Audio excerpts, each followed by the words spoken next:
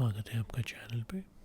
और जैसे कि आप में से काफ़ी सारे लोग थे जिन्होंने कहा था कि उनको एक हॉरर स्टोरी वाली वीडियो चाहिए, तो आज हम उनको एक हॉरर स्टोरी वाली वीडियो ही देंगे। और जैसे कि आप देख सकते हैं कि पीछे स्मार्ट बल्ब चल रहा है, लेकिन जो बल्ब है वो दरअसल मुझे रिंग लाइट की ज़रूरत पड़ेगी, क्योंकि उसके बगैर मैं जो स्टोरी है वो कैसे पढ़ पाऊँगा। तो इसलिए मैंने रिंग लाइट चलाई है और इसी की लाइट में, इसी की रोशनी पे हम पढ़ेंगे।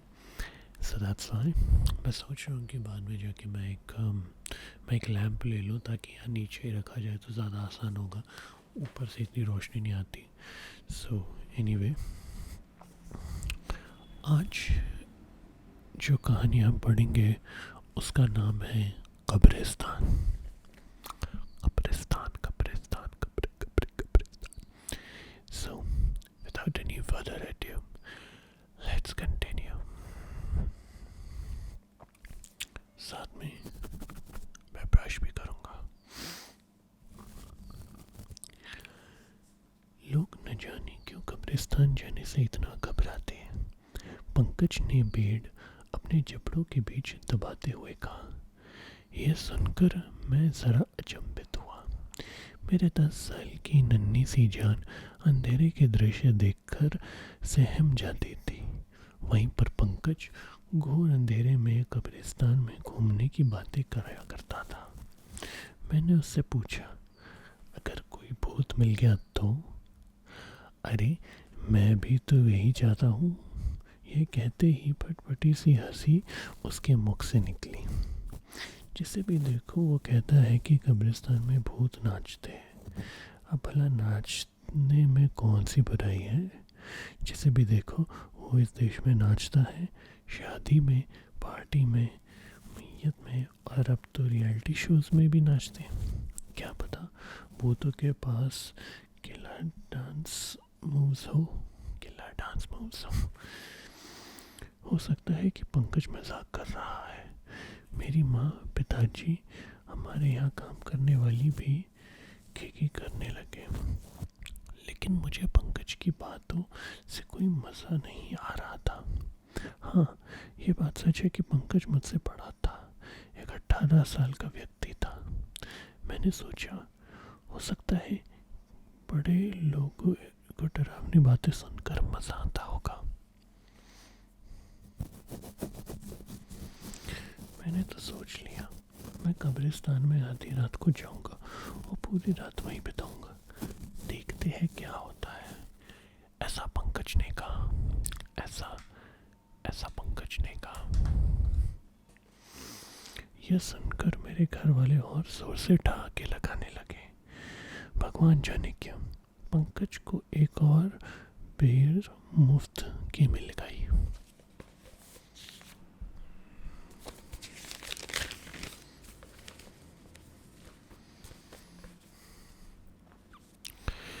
कुछ दिन बीत गए। आने वाले दिन इतने व्यस्त मौला थे कि मैं लगभग भूल ही गया पंकज और उसके कब्रिस्तान वाली कथा के बारे में। जैसे वक्त बीतता गया, मेरे जानने की तमन्ना और ज़्यादा चढ़ती गई, और जितना ज़्यादा जिज्ञासा बढ़ती गई, उतनी ही विलुप्त पंकज के बारे में जानकारी होती गई। एक दिन मैंने घर वालों से पूछा कि पंकज आखिरकार गया कहाँ है। मेरे माता पिता अब उसका नाम सुनकर इतना मजाकिया मूड में नहीं लग रहे थे। ऐसा तो नहीं कि वह कब्रिस्तान में खो गया? मैंने थोड़ा सोचकर पूछा। मेरी माँ ने ज़रा झेप कर कहा, हमने तो उसे मजाक ही किया था। अब अगर वो सच्ची मुच्ची के लिए चल दिया तो उससे बड़ा पागल कोई होगा ही नहीं। मेरे पिताजी ने अखबार के पन्ने पलटते व्यंग में कहा, मरने दो उसे, वैसे भी तो बड़ी बड़ी बातें करता रहता था।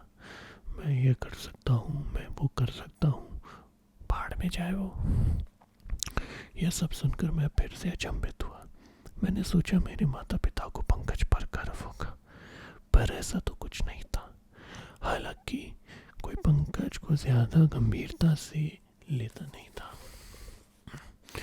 उसके अपने माता पिता भी उससे ज़्यादा सुखी नहीं थे। पंकज इस शहर में एक हॉस्टल में रहता था और उसके माता पिता कभी कभार उससे मिलने आया करते थे। मेरे पिता बताते थे कि पंकज के पिता एक बड़े कर्मठ व्यक्ति हैं और वो चाहते हैं कि पंकज भी अपने भविष्य को लेकर सीरियस हो, लेकिन पंकज को बातें बनाना ज़्यादा पसंद है। वह और सबके घर में नाश्ता करना, बातें बनाना और नाश्ता करना। मैं अपने स्कूल रोज़ाना ऑटो में जाता था। एक दिन मैं ऑटो के तख्ती वाले साइड में बैठा था। मेरे पीठ के पीछे लंबू भैया की पीठ थी जो ऑटो चला रहे थे। ये जाने मेरे मन में क्या आया, मैंने लंबू भैया से पंकज का किस्सा शेयर किया। लंबू भैया की तो खिखी ही ना रुकी। कब्रिस्तान में क्या भूतों के साथ नाचने गया है क्या? लंबू भैया हॉर्न बजाते हुए बोले। हमको वो यही बोल रहा था। बैठे बैठे ही मेरे मन में एक चित्र पैदा हुई। पंकज और भूत साथ में आइटम डांस कर रहे हो, कुछ ऐसी। वरना हो सकता है मर गया हो। जो भी हुआ हो, मेरे जानने की इच्छा पर कोई लगाम नहीं कसी जा सकती थी। यह सच है कि मेरा दिनचर्या काफ़ी बिजी है। स्कूल जाना, घर आना, खाना खाना, टीवी देखना, बैडमिंटन खेलना और कभी कभार होमवर्क भी करना। इतनी चीज़ों के बीच भी मेरे मन में पंकज के बारे में जानने की जोरदार इच्छा थी और साथ ही में मैं गुस्सा आ रहा था कि किसी और को बिल्कुल भी परवाह नहीं है।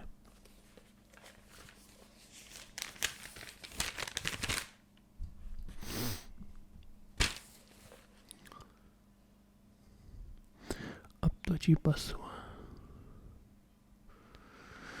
मैंने भी ठान मान ली कि बस ऊपर वाले का नाम लेकर और कब्रिस्तान की ओर जाया जाएगा। समस्या बस इस बात की थी कि मेरे परिवार वाले मुझे जाने नहीं देंगे। मैंने बड़े आराम से माँ से पूछा था कि क्या हो अगर मैं भी पंकज की तरह कब्रिस्तान की ओर चला जाऊं। माँ का जवाब एक सवाल में मेरी कनपट्टी पर दो लगाऊं था। इसलिए मुझे ज़रा चतुराई दिखाने की ज़रूरत थी। एक बार के लिए मन मचलाया, अगर माँ पापा को पता चल गया तो। लेकिन जब जब भी मुझे डर लगता तब तब मैं कांपने लगता, और जब मैं कांपने लगता तब मेरे अंदर एक अजब सी ऊर्जा पैदा होती थी। और अब मेरे अंदर ऊर्जा जागती गई।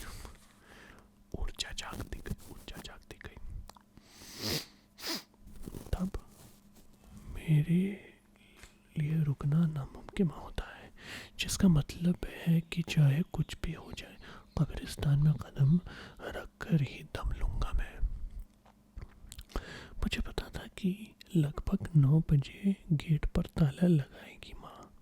ताला लगाकर चाबी एक प्लास्टिक के डब्बे में रखती है माँ।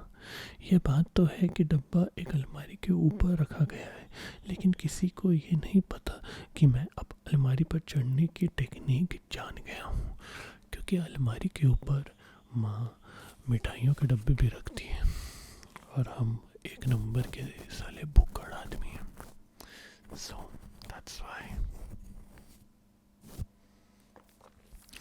और फिर क्या जी, डिनर करने के बाद जब माँ पापा बिस्तर पर बैठकर टेलीविज़न देख रहे थे, तब अलमारी का एक दरवाज़ा खोलकर पैर निचले खाने में फंसाकर और हाथ ऊपरी खाने में फंसाकर डिब्बे के पास पहुंच गया।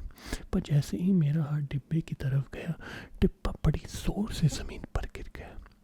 मेरी तो सांस ही अटक गई। मैं एकदम से नीचे उतरा। वहीं पर मेरी माँ ने जोर से आवाज़ लगाई, क्या कर रहा है? कुछ नहीं, मैंने हिम्मत के साथ जवाब देने की कोशिश की, हालांकि मेरी आवाज़ जरा कांप रही थी। कमरे में भाग रहा था और कंधा अलमारी से जा टकरा। उल्लू का पट्टा, मेरी माँ ने बड़बड़ाया।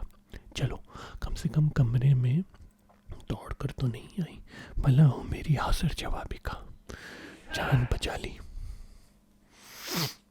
मैं जानता हूँ कि मुझे इनके सोने का इंतज़ार करना पड़ेगा, जिसके लिए मुझे खुद सोने की एक्टिंग करनी पड़ेगी। मैंने अपने बिस्तर पर चादर ताने जमा रहा।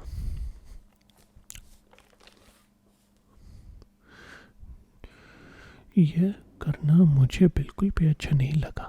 बिस्तर में घुसते ही मेरी आंखों में खुजली होने लगी। मैंने बार बार 1000 बार अपने पलकी झपकाई, बार बार झपकाते रहा। भगवान से प्रार्थना करने लगा कि प्लीज़ मुझे अभी नींद ना दिलाना, इतनी मुश्किल से तो चाबी हाथ लगी है। तभी अचानक से मेरे चादर के भीतर रोशनी छन आई। कंगनों की आवाज़ से अंदाज़ा लगा कि मेरी माँ ने लाइट जलाई। पक्का मुझ पर नज़र मारने के लिए ऐसा किया होगा।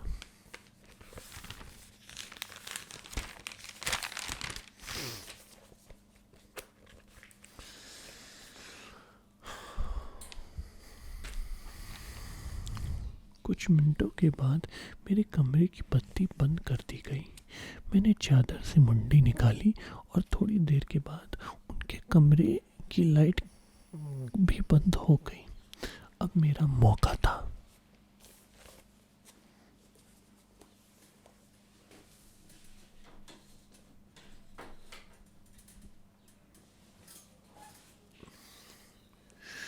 चश्मे से आसानी होगी।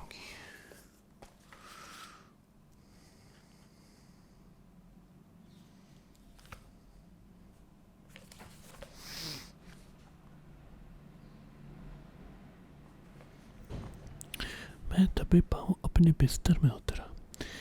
मेरे एक हाथ में मेरी चप्पल थी और दूसरे हाथ में गेट की चाबी।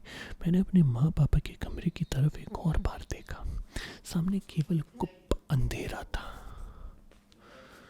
अंधेरे से आमतौर पर डर लगता है, लेकिन अब सुकून मिल रहा था। जैसे ही मैं अपने घर से बाहर निकला, वैसे मैंने अपने पैरों में चप्पल डाली। आधी रात के अंधेरे में स्ट्रीट लाइट लाठी का काम करती है। मैंने धीमे से चाबी ताले में डाली। न जाने क्यों, मगर अब जिस भी चीज़ को मैं छूं वो ठंडी महसूस होती थी, क्योंकि रात का समय इसलिए होती थी बेवकूफ़।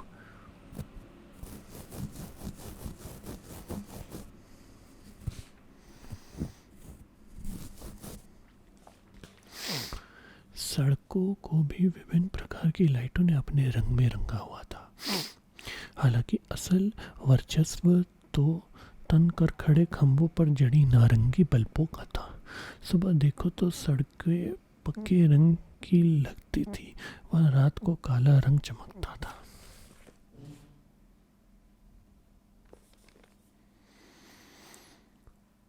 मेरे मन में हड़बड़ाहट की टीस पड़ रही थी, जिसके चलते मैंने लंबे लंबे कदम लेने शुरू किए। रोज स्कूल आते जाते वक्त मेरी नज़र कब्रिस्तान की तरफ पड़ती थी। इस वजह से अब मुझे रास्ता अच्छे से याद हो गया था। मेरे घर से काफ़ी समय तक पैदल जाना पड़ेगा। रास्ते पर आवारा कुत्तों का मिलने का भी चांस है, तो मुझे संभल कर हिम्मत बांध कर जाना पड़ेगा। क्या मैं अपने हाथ में एक पत्थर रख लूं? न जाने कौन मेरे पीछे पड़ जाए। दूर से कुछ कुत्तों की आवाज़ आ तो रही थी। लगता है आज उनकी फाइट क्लब किसी और मोहल्ले में चल रही है। भगवान जाने कितने मिनट बीत चुके थे।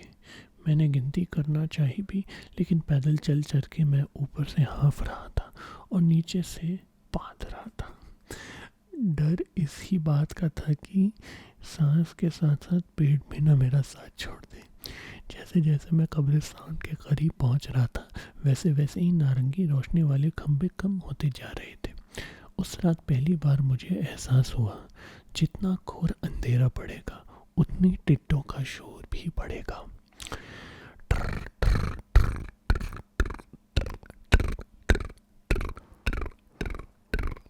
टिड्डे ऐसे शोर मारते हैं, कानों में किसी सुई की तरह चुभ रही थी। मैंने अपनी नजरें रास्ते पर रखी। यह रास्ता जैसा भी जो भी बकाया दृश्य दिखाई पड़ता था उस पर। तभी अचानक मानो किसी अजूबे की तरह आसमां में एक तेज रोशनी चमकी। एक पल के लिए तो लगा कि शायद ये रोशनी किसी साई की होगी जो मुझे पकड़ना चाहती है, लेकिन असल में यह एक खंबा निकला जिस पर दूसरे खंबे की तुलना में एक सफ़ेद बल्ब लगा था जो जल बुझ करता टिमटिमा रहा था। हाल ही में मैं कुछ सप्ताह पहले नए नए लोहे के खंबे लगाए गए थे जिन पर नारंगी बल्ब लगा था।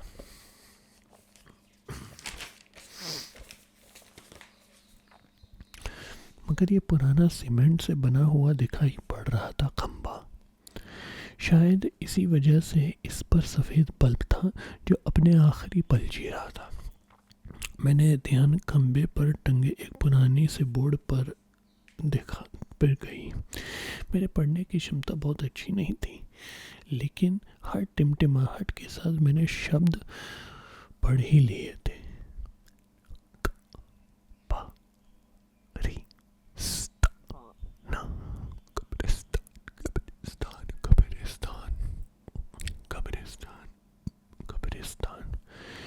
मैंने अपनी आंखें मली।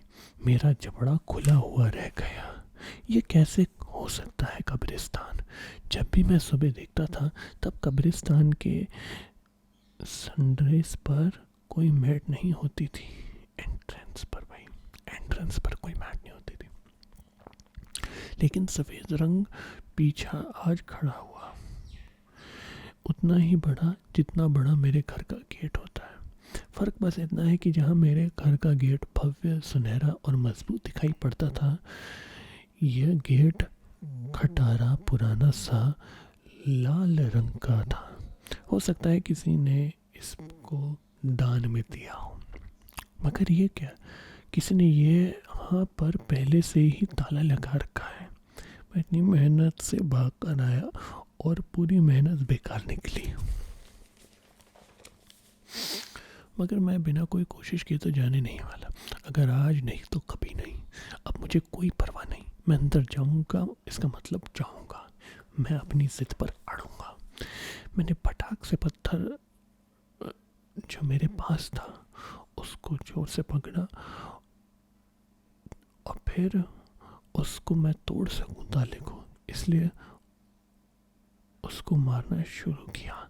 लेकिन मैं जितना भी उसे मारता था वो टूटने का नाम नहीं लेता।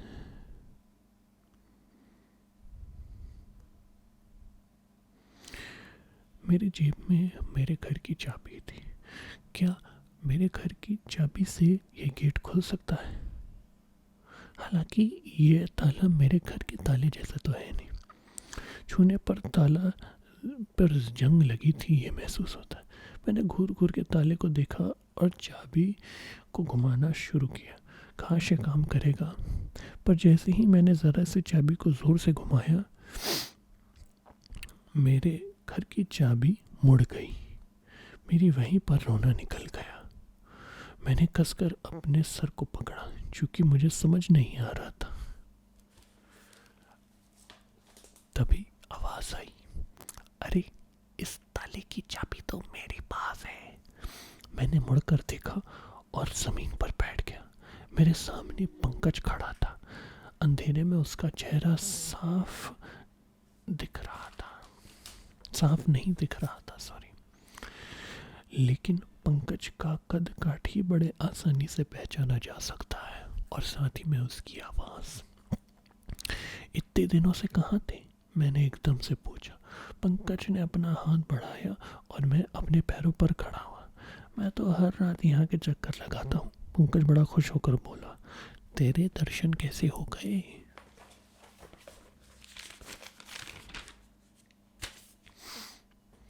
आपके चक्कर में आया हूँ। कुछ देर तक चुप्पी थामकर मैंने बोला, आपकी कोई खबर नहीं मिल रही थी। खबरें देने का काम मैंने बंद कर दिया है जनाब। पंकज बड़े शान से बोला। साला जिसे देखो वो सिर्फ मेरी बातों पर मज़े लेने के लिए ही तो रहता था, मेरे माँ बाप की तरह। पंकज मेरे से आगे बढ़े गेट की तरफ ताले पर मेरी मुड़ी हुई चाबी को देखा। वो चाबी अभी भी फंसी हुई थी। ये गेट यहाँ पर पहले तो नहीं था। रात की बेचैन चुप्पी को तोड़ने के लिए मैं कुछ ना कुछ बक रहा था। किसी ने ताला भी लगाया है। पंकज अचानक से खीखी करने लगा। ये गेट तो हमेशा से इस कब्रिस्तान पर लगा हुआ था, बस तूने इसे आज नोटिस किया। नहीं नहीं, मैं रोज़ सुबह इधर को देखता हूँ और गेट देखने को तो अभी ही मिला। अरे मैं भी तो वही कह रहा हूँ। पंकज ने अपनी जेब से चाबी निकालते और एकदम से खंभे वाली बत्ती ने भी टिमटिमाना बंद कर दिया था। तो इस कब्रिस्तान को सिर्फ हर सवेरे में देखता है, लेकिन ये गेट तुझे बस रात को ही देखने को मिलेगा।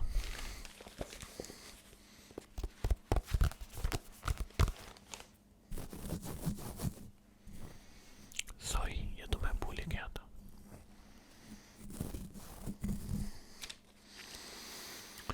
ये बात कुछ मेरे पल्ले नहीं पड़ी। पंकज ने अपनी जेब से जो चाबी निकाली वह भी कुछ जंग लगी हुई थी, भूरे रंग की। मेरे घर के ताले की टेढ़ी चाबी को एकाएक कहीं फेंक दिया और मैं कुछ बोल भी ना सका। पंकज ने जब अपनी रंग लगी चाबी को रंग लगे ताले में डाला और गेट बिना किसी रुकावट के ही खुल गया। मैं ये देखकर हैरान हो गया। स्वागत है आपका कब्रिस्तान में, पंकज ने बोला।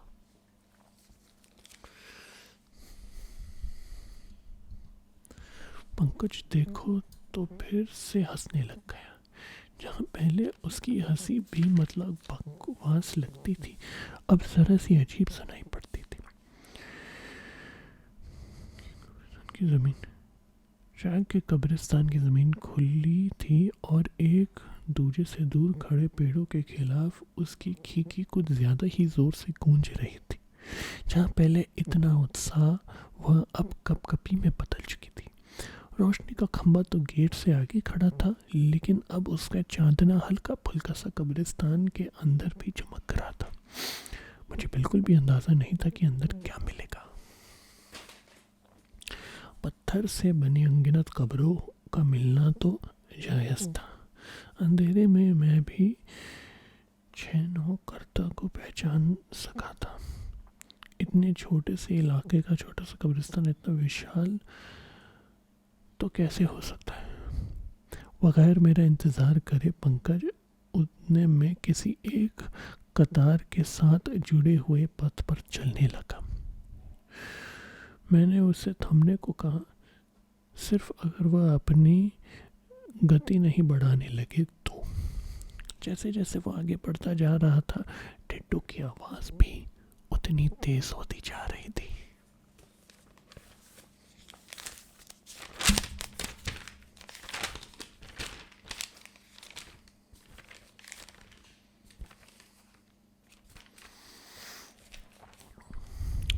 तक तक तक तक मेरे चप्पल जोर जोर से मेरी एड़ियों से टकरा रहे थे। जितना आगे मैं पंकज के पीछे भागता, सूखी घास का एहसास उतना ही ज़्यादा बढ़ रहा था। अब ऐसे मौके पे तो मैं रुक भी नहीं सकता था। अगर रुक जाता तो शायद कहीं पर बेहोश होकर गिर पड़ता। मगर जैसे ही पंकज रुका, मेरे पाँव फिसला और मैं पंकज से जा टकराया। अबे संभल कर भाई, किधर ले जा रहे हो, मैंने कहना चाहा, पर मेरी जुबान इतनी भारी हो गई मानो हमेशा के लिए मेरे हलक में अटक गई हो।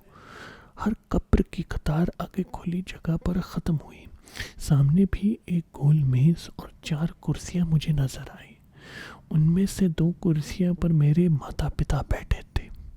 वहीं पंकज की नज़रें मुझ पर पड़ी। उसने मुझे बैठने को कहा। हमारी आवाज़ का मानो माता पिता पर कोई असर ही नहीं पड़ रहा। हम कुर्सी पर बैठे, तब भी कोई असर नहीं पड़ा। घने अंधेरे में मेरे पिता अखबार पढ़ रहे थे, वहीं पर मेरी माँ नील पॉलिश लगा रही थी। माँ, मैंने पुकारा, लेकिन माँ नील पॉलिश लगाने में मशगूल थी। अबे नहीं सुनाई देगा इन्हें अब, पंकज बड़े आराम से बोला। मेरी धड़कनें मेरे काबू में नहीं थी और मुझे समझ नहीं आ रहा था कि पंकज इतना शांत क्यों है। तुझे याद है जब मैंने वहाँ कहा था कि क्या पता कब्रिस्तान में मुझे भूत नाचने के लिए मिल जाए। मैंने पंकज की ओर घूर कर देखा। आंखों में चुभन इतनी बढ़ रही थी कि मुझे एक और पल के लिए भी आंसू नहीं रोकने जा रहे थे। यार, मुझे नाचते हुए भूत तो नहीं मिले, पर कोई बात नहीं, उसकी बदौलत मुझे नकलची भूत मिल गए। पंकज ने अपने पिता की तरफ इशारा बढ़ाया। अपने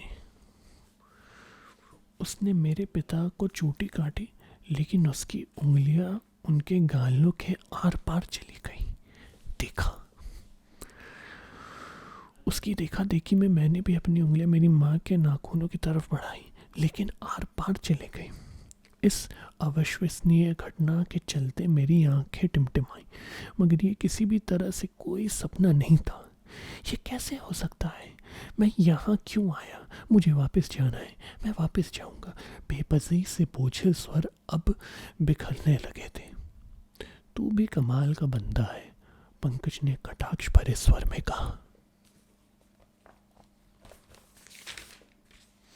तुझे क्या लगता है मैं नहीं जानता? तेरी तो इतनी ही तमन्ना थी यहाँ आने की। यह आवाज़ पंकज के मुख से बेशक आई थी, लेकिन किसी भी हाल से पंकज की नहीं लग रही थी, ना ही उसकी हंसी। मेरे सर के ऊपर पूरा का पूरा गोरा चांद चढ़ा हुआ था। उसी की चांदना में अब में सब नजर आ रहा था। दूर खड़े पेड़ों की रेखा, पत्थरों से सजी कब्रें, टेबल पर बैठे माँ बाप का चेहरा, सब कुछ सिवाय पंकज के चेहरे के मुझे नजर आ रहा था। इस बात का अंदाज़ा लगने की देर थी कि मैंने एकदम से पूछा, कौन हो तुम? पंकज ने हंसना बंद कर दिया। उसके चेहरे को दबाती गहरी परछाई अब और काली पड़ने लगी। उसने मानो कि एक लंबी सी सांस छोड़ी और अचानक से ठंडी हवा की रफ्तार मेरे आसपास तेज हो गई। सच्ची ही तुम्हारा बना सकेंगे हम? सोचा मैंने कि तुम्हारा बना सकेंगे हम, पर आसान नहीं बन रहे हो तुम। समय के साथ कालापन पड़ रहा था, हवा घातक बन रही थी। किधर है पंकज? मेरी नन्ही सी जान में जितनी ताकत थी, उसने पुरजोर होकर पूछा।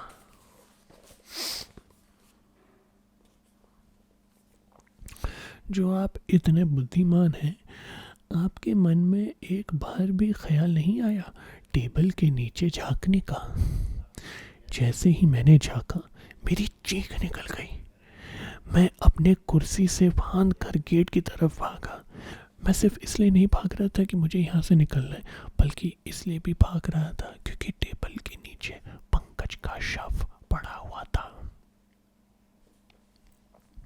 दौड़कर अब मेरी टांगों से टीसें उठ रही थी।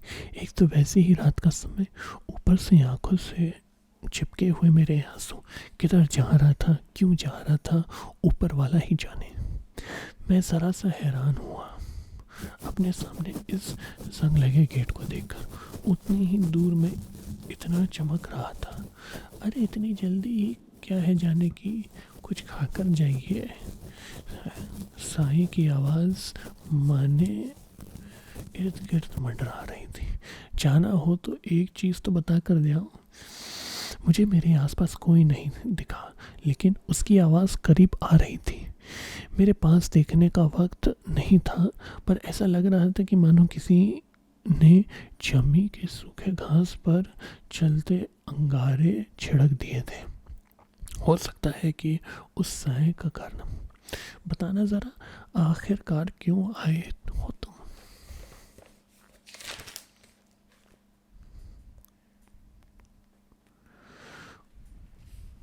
कुछ नहीं पता मुझे, हाफ कर मैं कहता रहा, चलता रहा। गेट का दृश्य धीमे धीमे से और साफ दिख रहा था, और साई की आवाज़ भी तेज़ हो रही थी।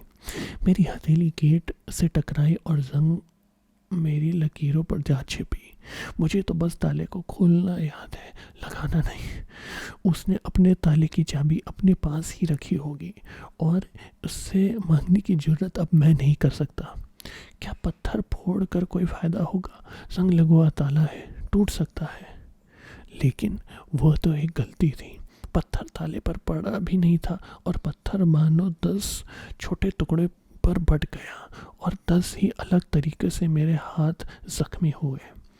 मेरा अचानक से ठिनठिनाते हुए सांस को बड़ा रास आया और उसकी हंसी का कोई ठिकाना नहीं था। पर दर्द के जैसे ही मैं नीचे को मुड़ा, मेरी नज़र मेरी उस चमकती हुई चाबी पर पड़ गई जो इस ताले ने मोड़ दी थी। मैंने फुर्ती से उसे लपक लिया। थी तो यह बेकार, पर न जाने अब किस काम आ जाए। इसको लेकर क्या फ़ायदा। वह साया ठीक मेरे पीछे खड़ा था। मैंने चाबी डालने की कोशिश की पर अड़ियल से फिट ना हुई। इस साया का हाथ मेरे हाथ पर पड़ा और अचानक से मेरा जी मिचला उठा। मैंने चाबी सहित अपना हाथ खींचा तो देखा कि अब मेरी चाबी पर भी जंग लगा हुआ था। लेकिन जैसे ही मैंने चाबी को अपने कमीज से पोंछा, वो वापस से बिल्कुल साफ हो चुकी थी। फिर मुझे एक तरीका सूझा। क्या था वो तरीका? आइए अब हम उसी के बारे में बात करते हैं।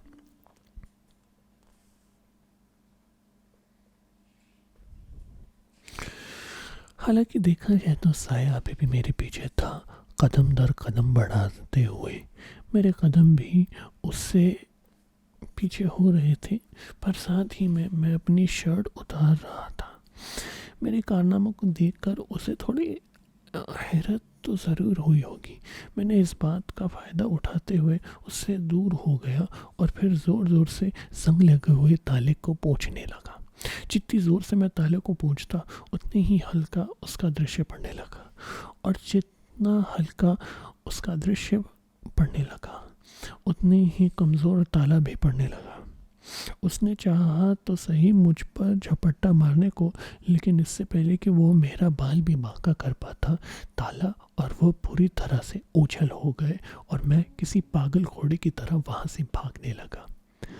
भाड़ में जाए ये लोग। क्या मेरा दिमाग में कोई बुखार चढ़ गया है क्या? यह सवाल कब्रिस्तान से काफ़ी दूर होने के बाद एक बड़े धक्के के साथ आया। उस धक्के ने मेरा हौसला कुछ तोड़ सा दिया था।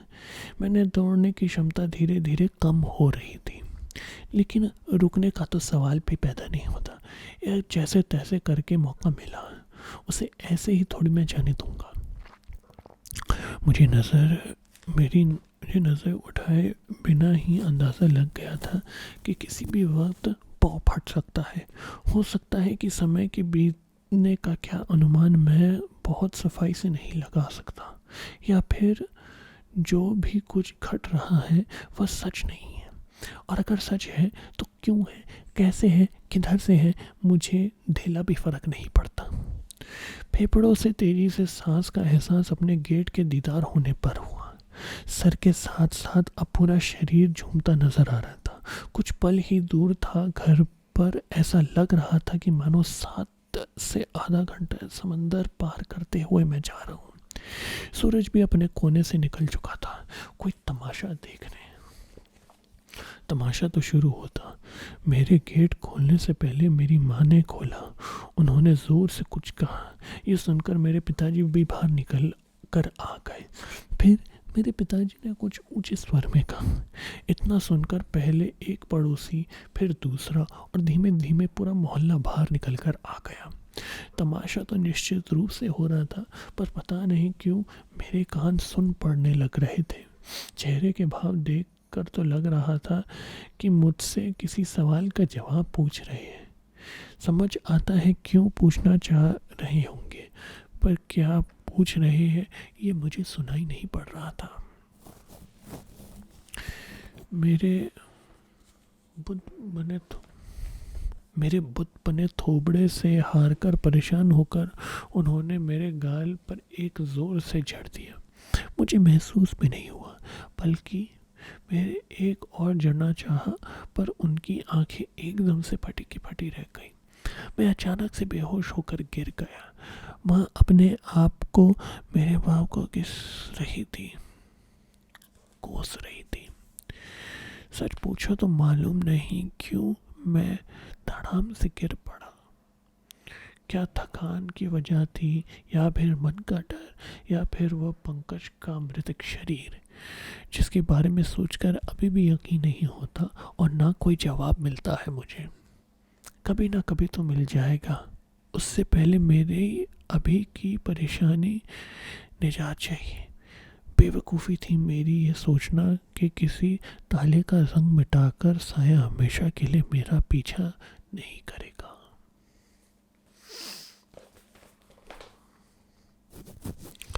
तो गाइस, इसी के साथ इस कहानी का समापन होता है।